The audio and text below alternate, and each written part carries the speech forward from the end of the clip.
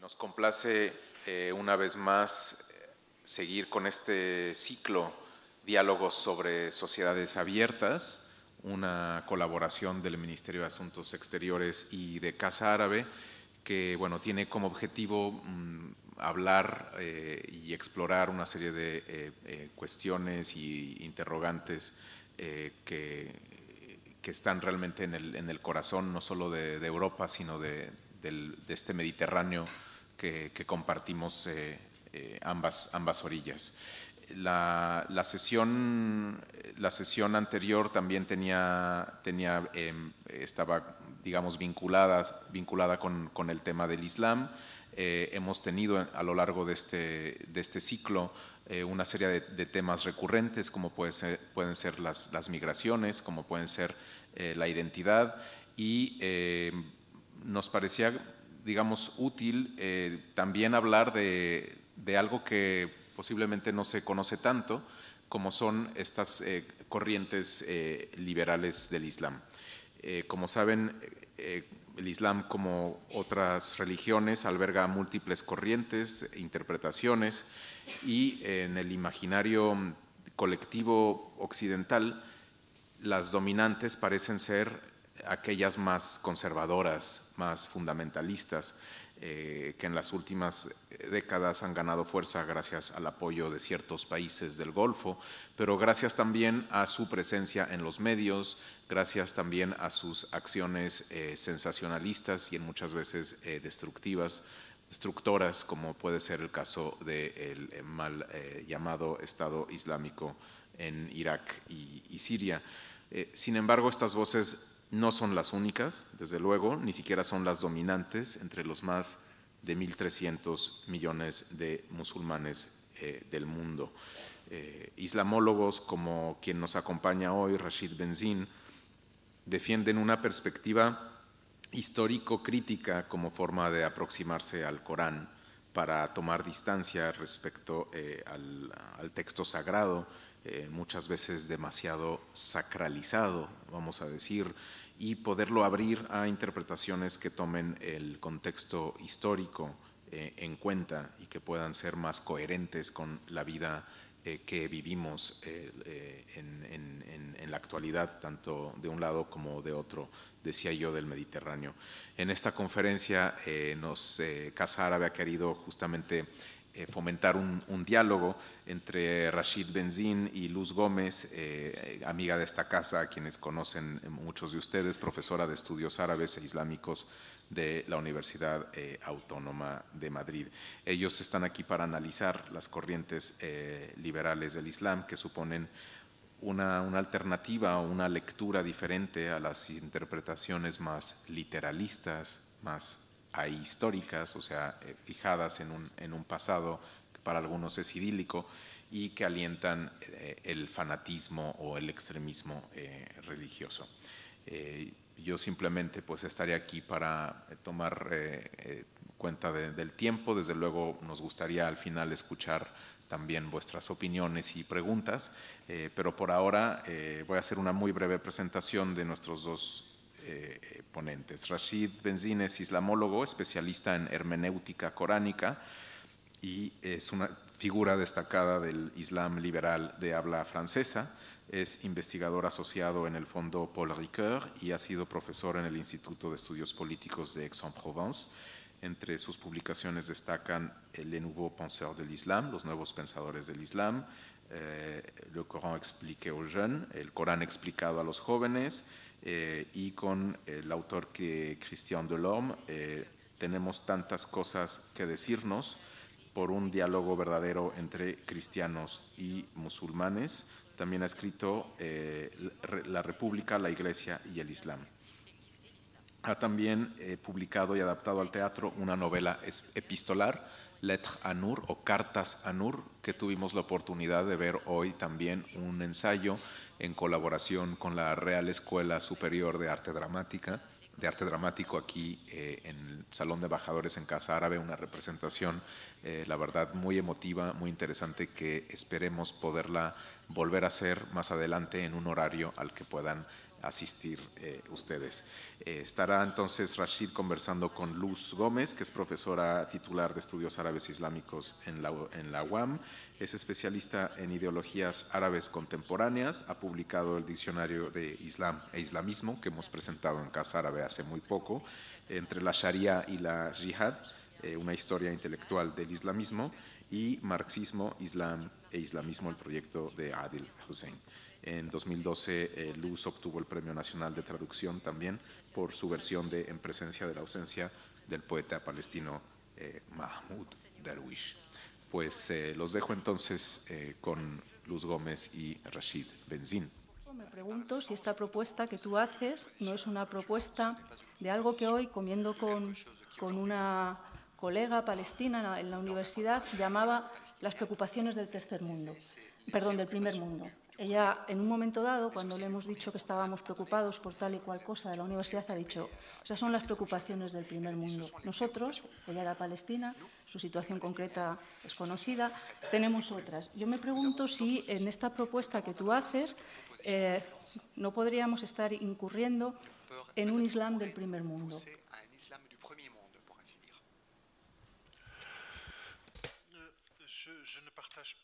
No comparto esa idea del primer mundo porque creo que el individuo está inscrito en redes más o menos amplias, más o menos grandes, más o menos complejas, y que el individuo no existe como tal. Así que creo que a partir del momento en el que ese individuo se inscribe en esa subjetividad de la que hablo, nada le impide participar en combates colectivos y en debates colectivos, en utopías colectivas. Pero creo que hay que salir, tal vez, en mi opinión, de esa ilusión en la que muchos musulmanes se ven atrapados del Islam como identidad. Y creo que el drama es que el Islam ya no se vive como una verdad existencial transformadora que tiene cosas que decir sobre el mundo. Ante todo es la preocupación de identidad.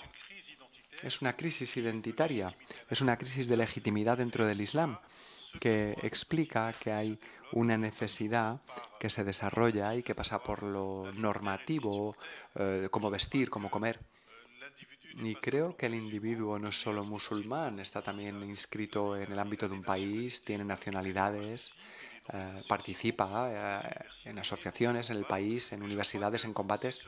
Y creo que es ese trabajo entre la idea de la subjetividad, la idea de la individuación, que me parece importante, y esa idea de la subjetividad no renuncia para nada a la idea de la responsabilidad colectiva en concreto. Creo que el camino que intento trazar es mucho más modesto, pero también viene a alimentar luchas que son más grandes. Y si este sujeto no acaba emergiendo, será muy difícil tener ese combate colectivo. Más bien estaremos en algo más que estará basado en el resentimiento, como lo que ISIS, cuando propone el sueño de la dignidad, juega con la humillación, el resentimiento, las injusticias, y vemos cómo este tipo de ideología, que es teológica y política, ¿a qué puede llevar? La revolución pasa por esa idea de la violencia. En este proyecto que tú nos presentas y que, yo me permito intentar desentramar y hago de algo que me gusta mucho hacer, que es abogado del diablo, pero no es en otro sentido.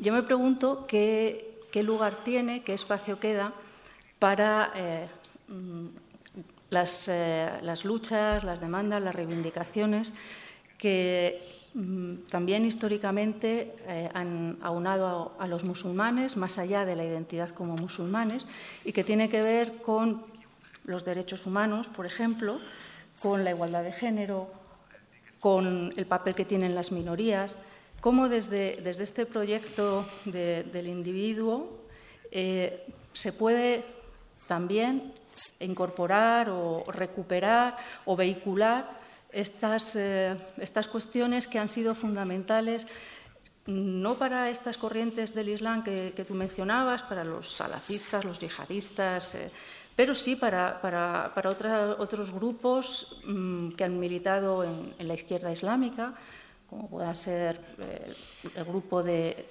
egipcios con Hassan Hanafi o con Ali Hussein, con el propio Tariq al-Bishri que he mencionado antes, y que han concebido las posibilidades movilizadoras, emancipadoras, creadoras de un impulso colectivo para los musulmanes desde lo local, muchas veces reconociendo el Estado-nación poscolonial, como en el caso de estos autores que he mencionado, pero concibiendo en términos gramscianos que la cultura, el Turaz en este caso, el Turaz entendido como el patrimonio civilizacional árabo-islámico, puede ser un elemento de movilización y de un revulsivo para la conciencia individual que cree fuerza colectiva.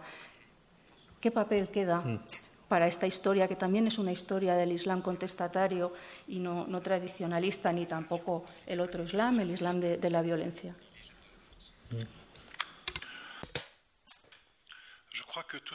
Creo que todos estos combates que acabas de mencionar también hay que inscribirlos en el tiempo de la historia y ligarlos a las cuestiones a las que pretendía responder. Creo que hoy estamos en otro contexto que no es el suyo. Es decir, que no estamos solo en un contexto postcolonial con la idea de los Estados-nación. Estamos hoy frente a problemáticas que me parecen mucho más grandes y creo que hemos salido de ese Islam del imperio o de las cuestiones islámicas como tal. Me explico. Hay dos maneras de actuar en el mundo. No sé si en español esto va a cuadrar, pero se puede actuar como musulmán o siendo musulmán. No es lo mismo.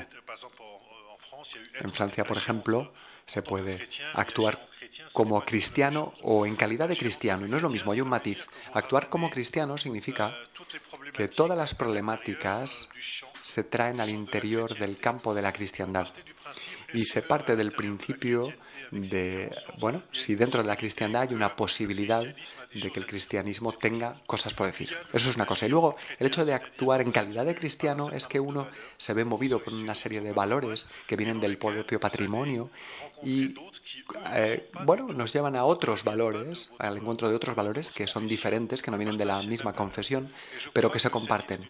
Y creo que esa idea del liberalismo está mucho más allí. Es decir, se trata más bien de actuar en calidad de musulmán, pero no reducir la personalidad al Islam. Y creo que es muy importante porque doy sencillamente un elemento de la construcción, de la forma en la que denominamos las cosas en Francia, por ejemplo, y en otros lugares. Durante mucho tiempo, años 60, 70, cuando mi padre llegó, la denominación era, él era un inmigrante. Se le llamaba inmigrante, tenía una connotación económica y social. En los años 80, para la segunda generación, se les llamaba, era una denominación nacional, étnica, los árabes, los beurs, en jerga, los magrebíes. A partir de los años 2000, son musulmanes. ¿Qué ha ocurrido? En 30 o 40 años, ¿cómo hemos pasado del inmigrante al homo islamicus? ¿Cómo nos vemos reducidos a ser musulmanes únicamente? Y creo que esa idea de lo liberal es el no maximalizar la pertenencia al Islam.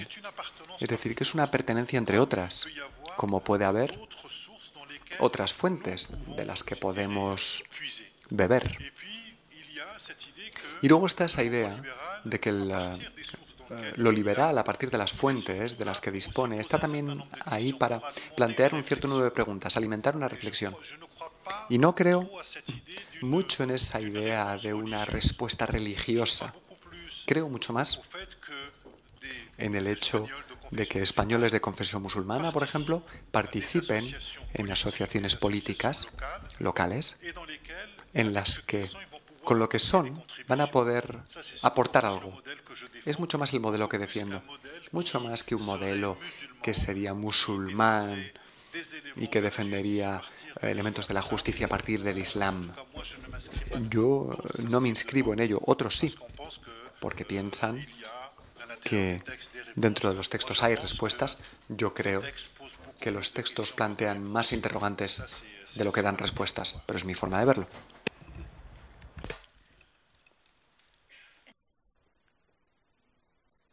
A esta cuestión sobre la acumulación de identidades que funcionan en el individuo a la hora de hacer frente a los desafíos, a los retos que le plantea la contemporaneidad.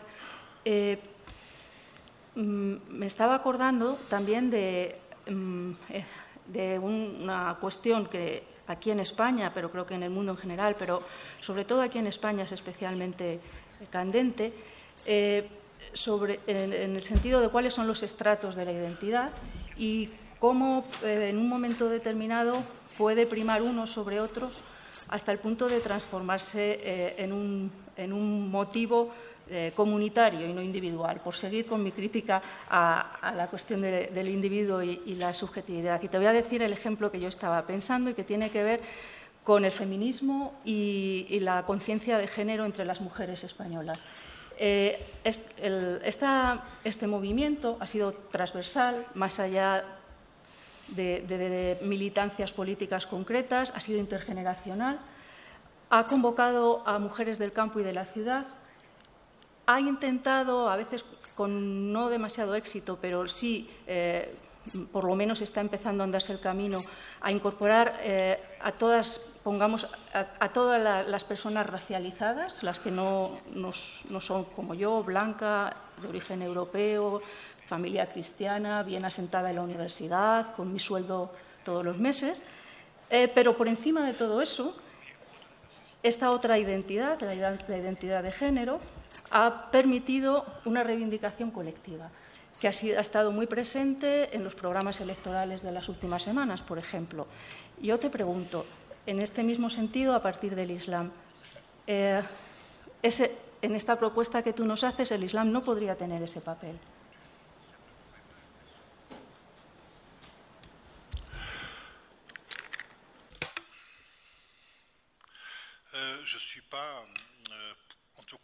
En todo caso, tengo problemas tengo mis tensiones con los movimientos racializados, porque puedo entender eso de una forma intelectual,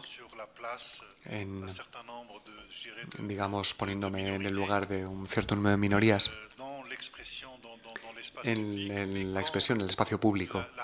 Pero cuando la raza, entre comillas, o la identidad es el único factor a partir del cual me expreso, y en nombre del cual reivindico derechos frente a otros o a otras personas que quedan excluidas, la cosa se complica, porque lo que ocurre con esos movimientos de racialización, cuando se llevan al final hasta el límite. Hace poco estaba en Nueva York y en un momento dado, con la condición de los negros, había un profesor blanco que había hecho trabajos muy, muy interesantes sobre la condición de las personas de color, y hubo un movimiento que se levantó para que no pudiese tomar la palabra, porque se consideraba que otro negro estaba mucho más en disposición de hablar de la condición de los negros que un blanco.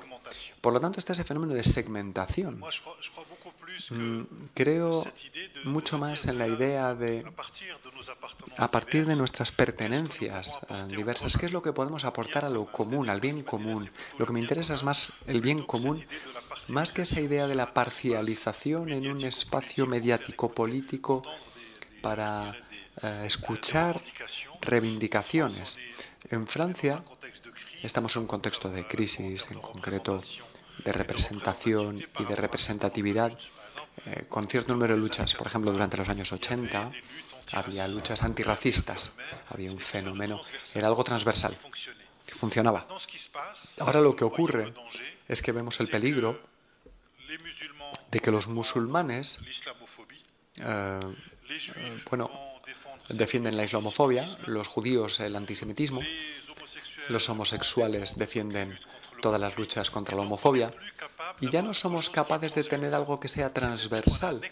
Es decir, hay un estallido social que explica que cada grupo reivindica solo lo propio, su propio derecho, a veces en detrimento de otros, pero sin plantearse la pregunta de si esa reivindicación juega un papel en el espacio público y con quién. Es lo que me parece, en todo caso, una de las grandes problemáticas, es decir, saber qué tipo de Islam queremos y podemos proponer y cómo influye lo religioso en el pensamiento, es decir, lo religioso a partir de sus fuentes del Islam, con sus 14 siglos de tradición. A partir de las fuentes, los musulmanes pueden proponer algo a la sociedad actual en términos de cuestionamiento, de reflexión, de ética. Es decir, la contribución como tal no puede ser normativa, porque no estamos ya, al menos en la sociedad occidental, no estamos en sociedades religiosas. Así que solo puede ser una propuesta y que cada grupo religioso que busque imponer en la sociedad su propia norma a partir de su referencia, creo que hoy realmente está abocada al fracaso.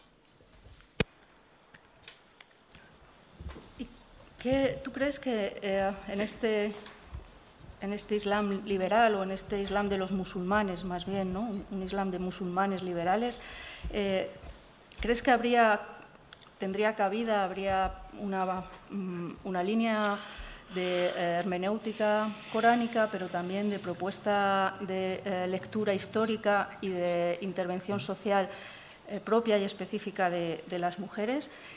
Porque vuelvo a hacer de mala de la película, pero os recomiendo este libro de Rashid, lo ha mencionado antes Karim, Le Nouveau Penseur de l'Islam. Es un buen repaso a una serie de pensadores fundamentales ya sabe lo que le voy a preguntar, de la tradición islámica, pero no hay ni una mujer. Entonces yo te pregunto, ¿cuál es el papel de Fátima Mernissi, por ejemplo, de Amina Wadud, de Asma Barlas, de Haifa Jawad, o bueno, ya de otras más clásicas, ¿no? Como Aisha Abderrahman, a la cual sí que mencionas, Zainab al-Ghazali, a la que no mencionas? ¿Qué posibilidades hay de que las mujeres contribuyan también a este Islam liberal? Je savais que tu allais poser cette question. Sabía que ibas a preguntarme eso.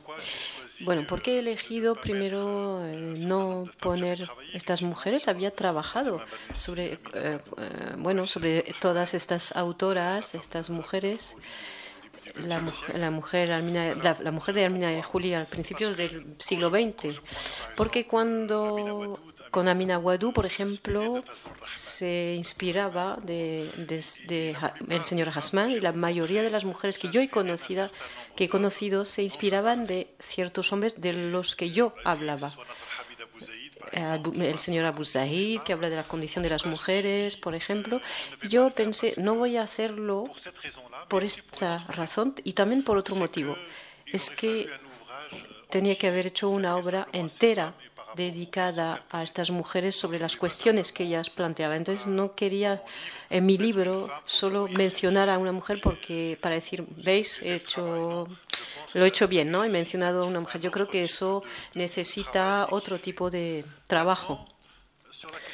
Sobre la cuestión del movimiento liberal y el lugar de las mujeres, creo que la cuestión de la mujer es fundamental, porque la mujer se considera como la alteridad radical, y en una tradición religiosa, cuando se deja un lugar a las mujeres, pues es posible dejar un sitio para los demás. Habíamos hablado de la cuestión de la homosexualidad, por ejemplo, en el Islam. Cuando en una tradición no hay lugar para las mujeres, no hay lugar para nadie. Entonces vemos perfectamente cómo la cuestión de la mujer es un elemento fundamental. También hay que decir que está su contribución, las lecturas de las mujeres sobre los textos, por ejemplo. Y yo, en general, en Francia lo aplicamos porque una vez al mes tenemos tantas mujeres como hombres que están presentes y leemos los textos juntos. Entonces, la presencia de mujeres cuando estamos leyendo el Corán, cuando estamos analizando estos textos, el hecho de poder leerlo juntos, creo que no estoy convencido del todo de que las lecturas de mujeres se hacen así. O sea, no creo que es porque sean mujeres van a ser lecturas progresistas, porque yo he conocido a mujeres que producen textos en árabe y no están... bueno, yo no veo tanta emancipación como podríamos pensar. Luego, no creo en un feminismo islámico. No creo en eso. Creo en que uno puede ser musulmán y feminista. Pero el feminismo islámico para mí es un problema porque en los textos religiosos, están llenos de patriarcado.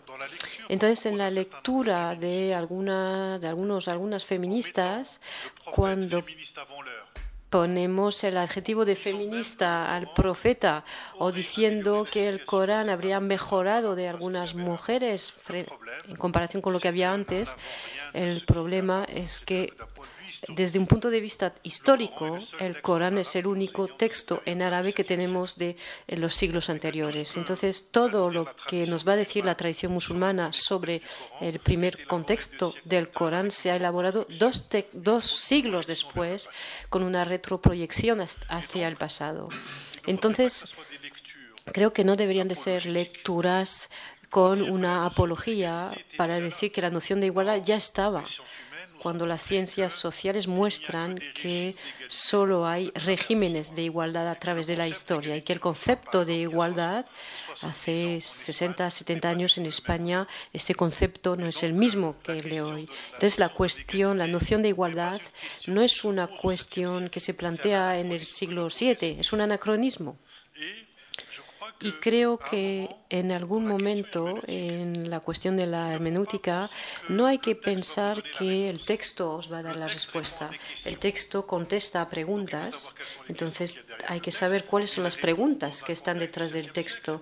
Pero el texto contesta en un contexto determinado, en un siglo determinado. Y querer encontrar la cuestión de la igualdad en el Corán o en la tradición profética, para mí es un anacronismo.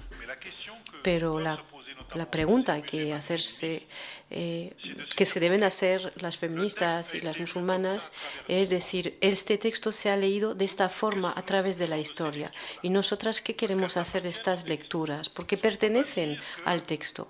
No se puede decir que durante 14 siglos se ha leído mal el texto. Yo creo que es un problema de metodología. Y luego habría que... Bueno, yo creo que yo al menos con las mujeres con las que hablo y que vienen a mis clases, creo que la lectura de las mujeres sobre los textos no sea solo una cuestión de la mujer. Hay otras cuestiones que necesitan que haya una lectura de estas mujeres, pero que sean otras cuestiones que no tengan que ver con la mujer. No sé si estoy siendo claro. Por esta necesidad de vehicular las reivindicaciones feministas o de género con otras de carácter transversal, que como tú has acabado mencionando al final de tu intervención, la propuesta de aquellas mujeres que se reivindican feministas islámicas, yo las respeto, yo no soy musulmana y desde el punto de vista epistemológico creo que es interesante la propuesta que están haciendo y entonces no me enfrento a ellas como creyente. Creo que es muy importante su aportación en la medida en la que rompen con esta noción central del sujeto masculino que ha transmitido el conocimiento y la tradición, la lectura, la hermenéutica durante siglos, pero porque además lo hacen, yo decía que lo interesante desde mi punto de vista es esto, lo hacen desde propuestas metodológicas que enraizan en las actuales epistemologías, por ejemplo, de los estudios anticoloniales, más allá del poscolonialismo, desde nociones que tienen que ver con la raza, que tienen que ver con la clase social, que tienen que ver con la situación en un determinado contexto nacional y que también es la pregunta que te hago en en el análisis que tú haces de la hermenéutica coránica, quizá falta o echo en falta esta presencia, ¿no? La presencia digamos, de la noción de clase. Ya me has dicho que la de raza no creáis que funciona, pero la de clase o la de situación en el espacio y en el tiempo. Pongo un ejemplo. Me resulta complicado entender que la propuesta de este Islam liberal sea universal. Puedo entender que desde el punto de vista teórico se pueda presentar de esta manera, pero me pregunto cómo un joven, voy a decir egipcio porque es lo que me resulta más cercano personalmente y por mi trayectoria profesional, pero podría decir un joven libio o un joven sirio, cómo pueden desvincularlo del momento concreto en el que están inmersos, que todos conocemos, de regímenes autoritarios, de falta de perspectivas de futuro, de caos económico, de represión. ¿Cómo encajas todos estos vectores para hacer una propuesta de Islam liberal?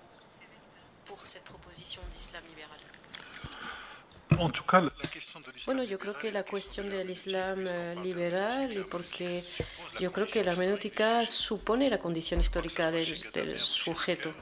En Ricoeur, la condición histórica del sujeto, creo que es muy importante porque cada lector tiene presupuestos sobre algunas cuestiones y luego hay un sentido que se espera en las lecturas.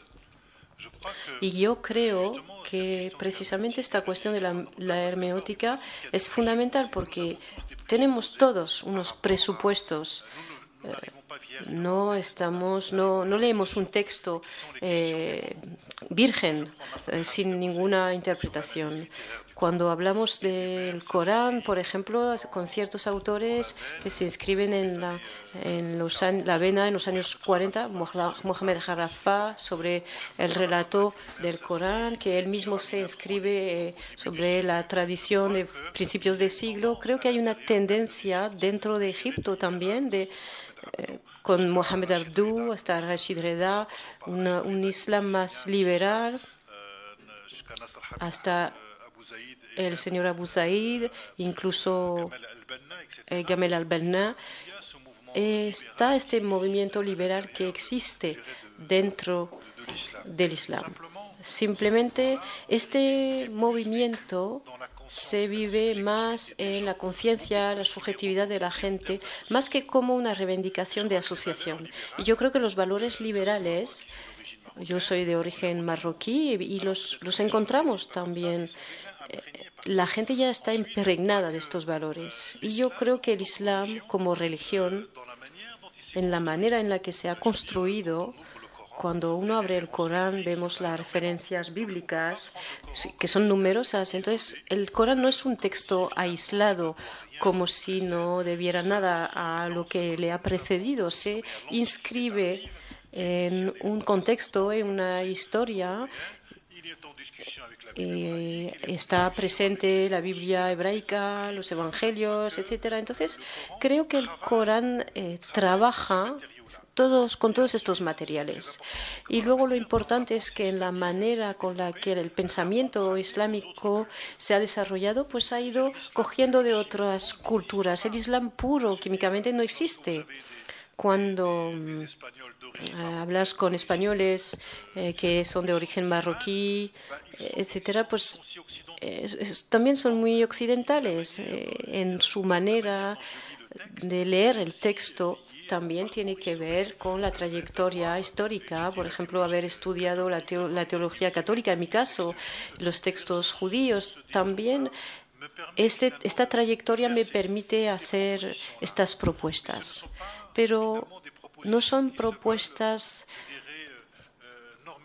que son normativas, no son palabras exclusivamente musulmanas.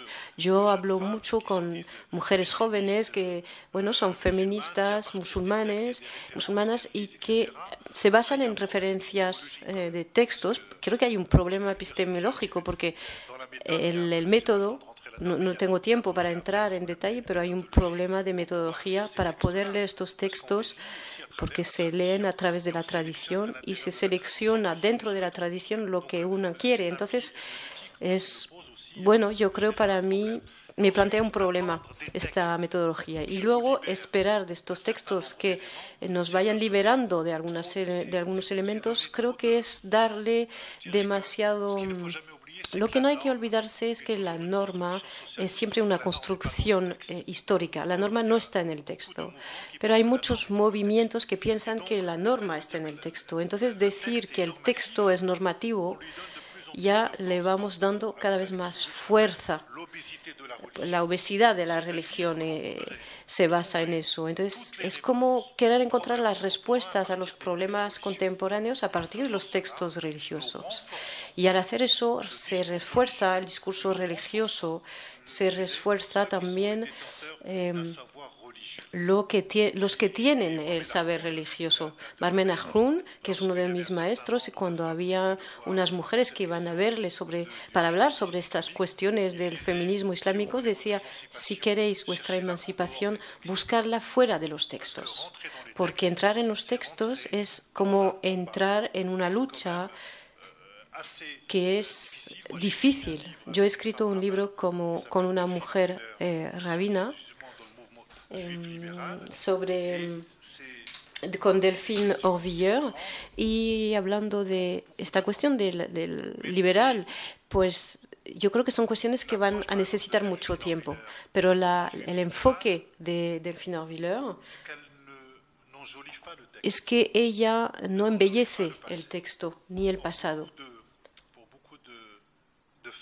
Para muchas mujeres musulmanas existe este tipo de ideal del pasado que nunca ha existido históricamente, sino en una especie de reconstrucción. Y ahí creo que es donde la historia nos ayuda, porque la historia nos permite clarificar nuestra relación con el pasado. Si lo hacemos, podemos clarificar nuestra relación con el presente también. Voy a dejar ya esta línea de ataque en el ajedrez. Voy a pasar a otra, no porque estamos acabando, no podemos alargarnos demasiado, pero tengo otra que no es en concreto a ti, sino a mí también, en general, a quienes nos aproximamos al Islam desde una perspectiva intelectual, en la que yo reconozco que a veces incurro y me hundo. Y en esta propuesta que tú nos haces también, ¿no?, de un Islam muy intelectualizado, una lectura de los textos, no solo del Corán, ¿no?, de toda la tradición textual, de una nueva hermenéutica anclada en lo mundano, que diría Said, queda algo que hace unas semanas, yo siempre vuelvo a mis experiencias porque es lo que me hacen moverme, ¿no?, cuando estamos siempre metidos a lo mejor en nuestras clases o en nuestros trabajos de investigación. Y hace también unos meses en una conversación así con varias personas en una comunidad musulmana de Madrid, eran mayoritariamente las personas que asistían eran musulmanas. Después de estar discutiendo los 4 que estábamos en la mesa sobre este tipo de cuestiones relacionadas con la hermenéutica, con la epistemología, levantó la mano una persona y dijo, se presentó, explicó su trayectoria, era una persona con estudios universitarios, pero su pregunta era literalmente, ¿y qué pinta Dios en todo esto? Mi pregunta es, en esta propuesta que tú haces, ¿qué lugar le queda al Islam espiritual, al Islam que no está directamente vinculado con la oficialidad, con la normatividad, sino con la experiencia personal que se pueda incluso expresar a través de experiencias cofrádicas, místicas? ¿Qué lugar le queda en el Islam liberal a esta persona que me preguntaba a mí por el Dios de los musulmanes?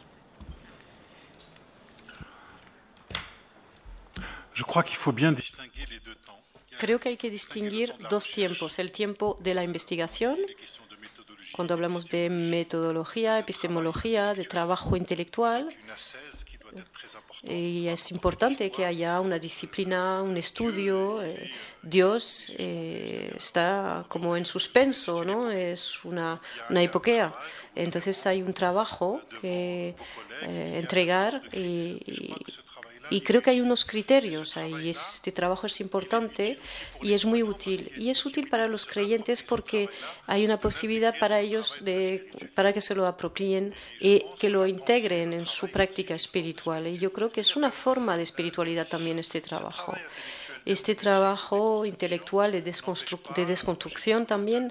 Yo tengo muchos amigos y no les impide, después de haber deconstruido, levantarse para rezar. Entonces, yo creo que la modalidad de pensar que vas a cambiar, yo creo que es la manera de pensar en Dios, cambia en lo interno, pero no impide un trabajo de espiritualidad.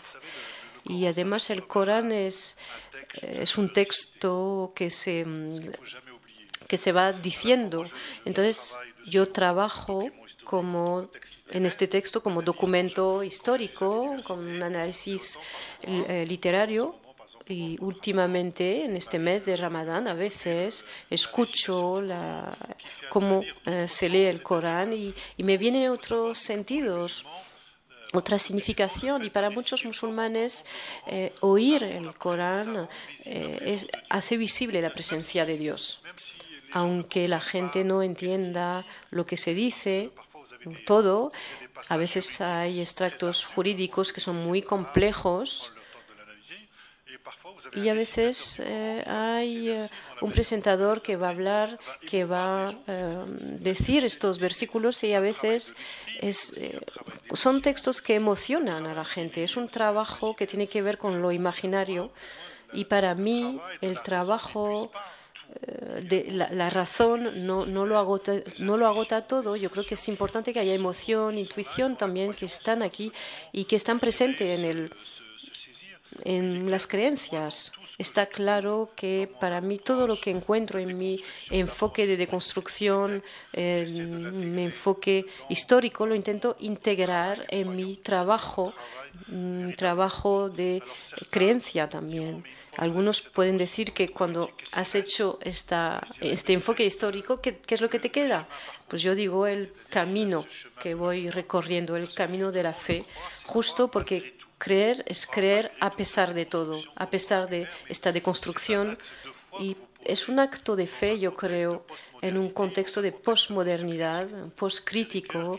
Ricoeur decía que en la manera con la que vivía el protestantismo es una casualidad transformado en un destino a través de una elección. Y yo creo que una vez que has atravesado todos los maestros de las sospechas, yo creo que lo que intento hacer es que creo que no es válido para todo el mundo.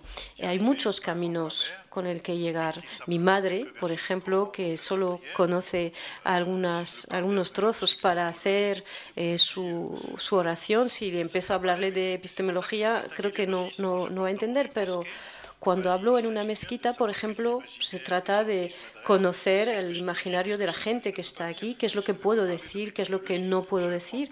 No voy a hablar de metodología, voy a hablar de un texto que he podido estudiar y voy a proponer una significación posible, potencial, para que la gente tenga otra lectura. Y creo que eso es lo interesante en este movimiento literario, es la pluralidad de lectura de los textos.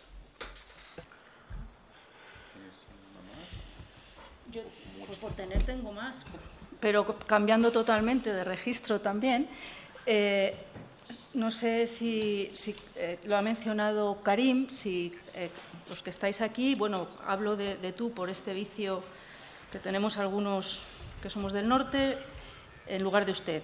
Perdón, tiene una novela, Rashid, que se titula Nour, pourquoi ne rien vu venir? Mi francés no es muy allá. Es decir, Nur, el nombre de una chica, ¿por qué no lo hemos visto venir? En esta novela, es una novela epistolar, un padre con estudios universitarios, con ciertos conocimientos de filosofía, se encuentra con una hija yihadista y se pregunta a sí mismo, preguntándole a ella qué ha sucedido, cómo ha podido ella convertirse en una yihadista y él no darse cuenta de lo que estaba pasando. Y esta sí que es mi última pregunta, porque después de haber leído esta novela, yo no sabía que esta mañana teníais, bueno, no hubiera podido venir porque tenía clase, pero no sabía que teníais esta puesta en escena. Me hubiera gustado verla, porque a mí lo que me provocó la lectura fue esto que puedes explicar también, Rashid, a través de una ficción, no lo puedes explicar también en un ensayo. Esa es mi última pregunta. Oui, en tout cas, tu as raison. Lettre. Sí, tienes razón. Lettre à Nour, cartas a Nour, que he podido escuchar. Este texto esta tarde, gracias a Karim y a Casa Árabe. ¿Qué es Lettre à Nour, cartas a Nour? Primero viene de un trabajo universitario de 1 año y medio de duración. Durante ese tiempo trabajé sobre el discurso de ISIS en árabe, francés o inglés. Intenté trabajar también con los vídeos de ISIS para comprender su discurso y en concreto las referencias coránicas o de la tradición profética que movilizan para legitimar un cierto número de acciones. Es decir, intenté entender la retórica, el universo de sentido propuesto por el ISIS para lograr atraer a jóvenes del mundo entero. Luego fui a prisión durante 1 año y medio y ahí me encontré con jóvenes que habían ido a Siria, a Irak y habían vuelto, jóvenes que habían sido arrestados porque iban a cometer atentados, jóvenes que querían irse y que fueron parados en la frontera. Y luego además vivo en Trappes, en la región de París, donde tenemos 78 jóvenes que fueron a la yihad y a la mayor parte los conocía. Era mi terreno para intentar interrogar también a los padres. A partir de ahí, de todo ese trabajo universitario, puse en marcha lo que llamo los 4 sueños de ISIS, la unidad del mundo musulmán a través del califato, la Umma, la necesidad de volver al espacio musulmán para contrarrestar lo occidental con la soberanía del pueblo frente a la soberanía de Dios. El segundo sueño es el de la dignidad. Cómo ISIS intenta volverle a dar dignidad a personas que creen que no la tienen ya porque no se ven reconocidos o están humillados o sufren injusticias. Con 14 cartas, Nur le dice en un momento dado a su padre: se puede reparar una injusticia, pero no se cura de una humillación. Y las humillaciones preparan las violencias de mañana. Y el tercer sueño es el de la pureza. Es decir, soñamos o se sueña con un Islam de origen que habría sido puro con el profeta y se sabía qué hacer. Y por lo tanto esa idea de la pureza de un Islam original, primigenio, significa que hay algo que también es impuro, es decir, que el resto son impuros. Y eso lo hemos visto en el siglo XX. El nazismo pretendió volver a una raza pura y que para ir hacia esa pureza pasa por la purificación. Es decir, va a legitimar la violencia y la masacre de una buena parte de la población mundial. Por lo tanto, igual que el populismo, cuando dice nosotros frente a ellos habría algo puro y el resto serían impuros y nos contaminarían. Y el cuarto sueño es el sueño del sentido, de la salvación, que, explica que sin poder dar un sentido a la vida se le da un sentido a la muerte. Cuando he explicado en una conferencia durante 1 hora o 1 hora y media y en la televisión, el mensaje no pasa, porque se utiliza el discurso racional. Y a partir de los acontecimientos del Bataclan del 13 de noviembre de 2015, donde hubo más de 110 muertos, pensé que tenía que encontrar otra forma abstracta. Es decir, la de los ensayos no valía y decidí escribir una novela epistolar entre un padre y su hija. Y es una novela de amor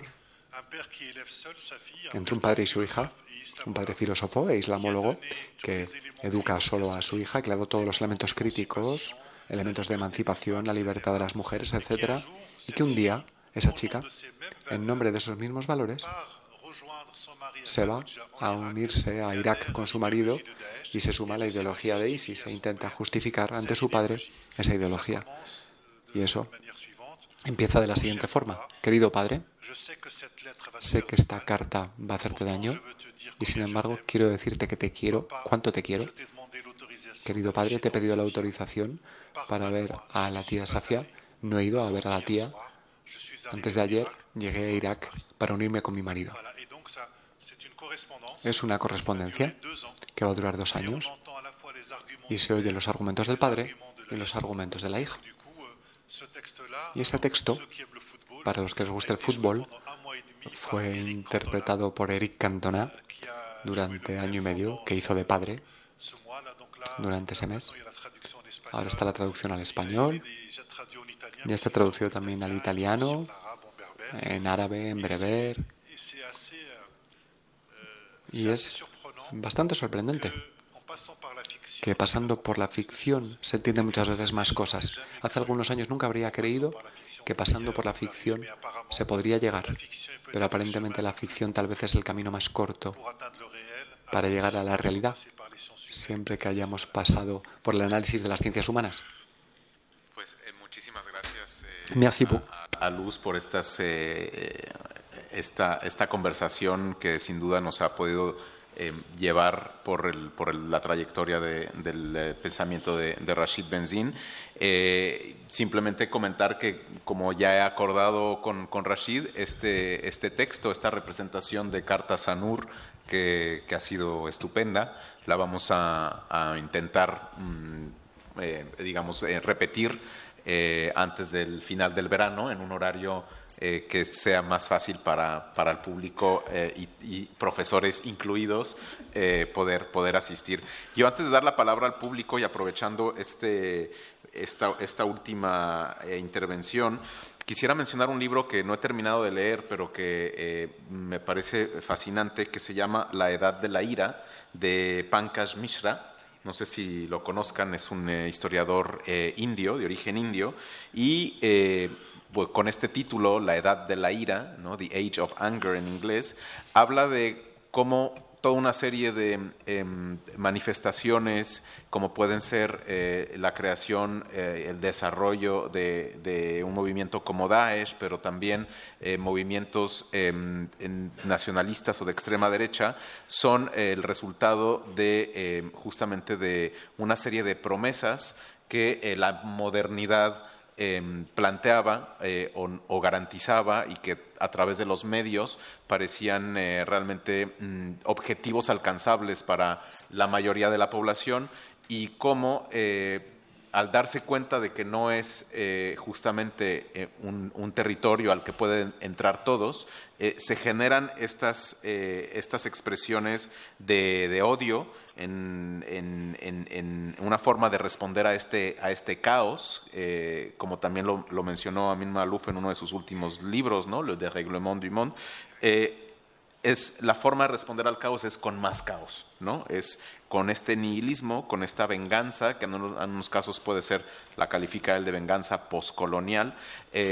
Y yo no sé si de alguna forma esto encaja con tu análisis también de estos de movimientos como Daesh, y de esta forma o de estas interpretaciones del Islam, que no necesariamente tienen que ver con la religión, sino más bien con un resentimiento de cara a las promesas que se les hizo a muchos de estos jóvenes, y que se dan cuenta de que no podrán alcanzarlas nunca.